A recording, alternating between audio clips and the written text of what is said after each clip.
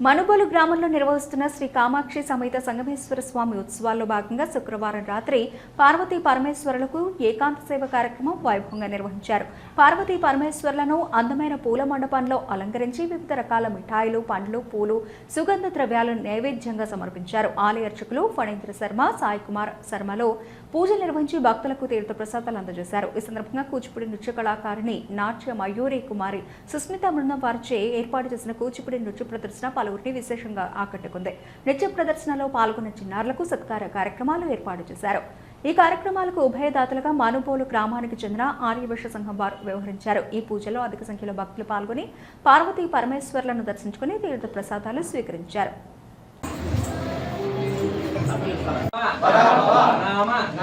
సంవత్సరే ఉత్తరాయణే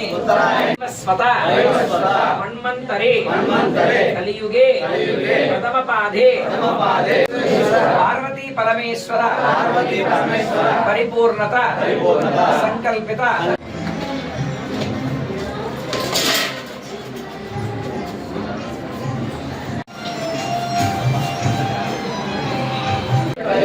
అస్మిన్ను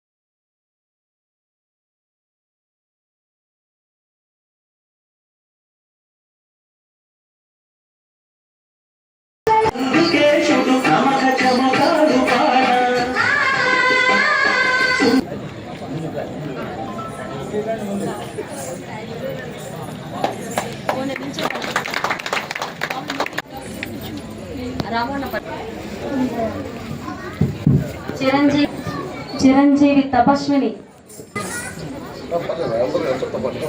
Chiranjeevi